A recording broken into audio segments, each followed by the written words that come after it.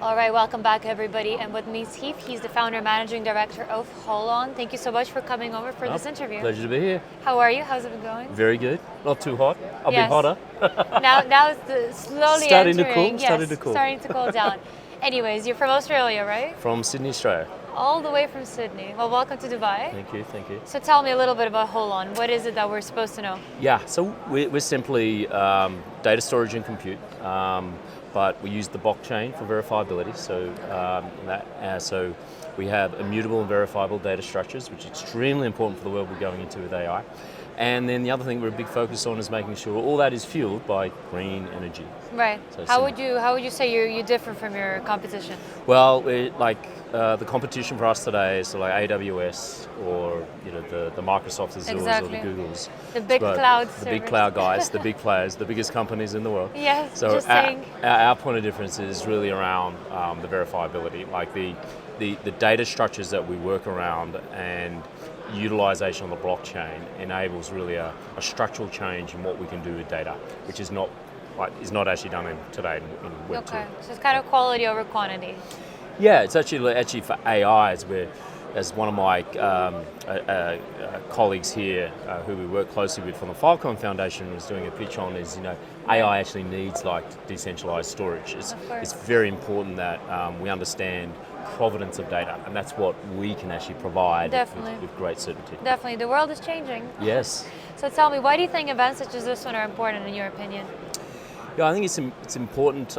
Collaboration requires gatherings and get-togethers and people to exchange ideas and to meet, and I think it also sends a very clear statement to the world. Of course.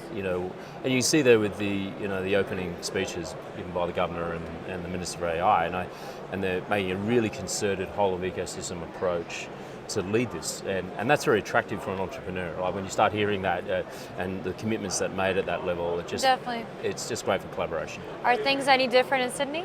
Very different. I don't have the problem in Australia. We're not really tech focused. I would say our history as a country is very different, and our tech sector is very small. But in some ways as well, it's like what we do is very unique because basically the big companies today evolved out of other companies when they did their platforms. So it's like for some people they look at, not too sure about this because AWS and Google takes care of that kind of thing. So I think up here it's a vastly more supportive environment because for things like AI we need to run compute, and we need to run compute in a verifiable way, and we need our data structures to actually support that, for example. I mean, the government support is huge here as well. Yeah, no, you can see that. It's like the commitment's actually there, and that's the thing that's and the leadership.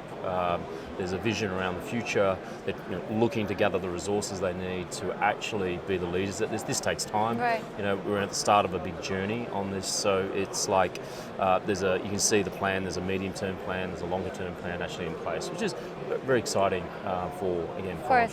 And they're definitely pushing in that direction. That's it. Listen, I'm not going to hold you any longer. Just one last question, since you are the founder, and you sort of top 3 pieces of advice that you can give to all the other founders out there that want to become you one day. Persevere. And what I've sort of realised, my shareholders know over time, I've got an ability to persevere and to push on. And sometimes you'll find that, as the case in innovation, we're creating that future, and every day there's no playbook. I can't search this on Google and find the answer. Right. So it's kind of like you just got to persevere and stick to your vision, and you'll find that good things will happen as a result of that. Just sticking to your vision and manifesting at the end of the day. And absolutely. hard work, of course. And hard work. Anyways, thank you so much for this interview, Heath, and we look forward to hearing from you again very soon. Best of luck. Thank you. Cheers. Thank you.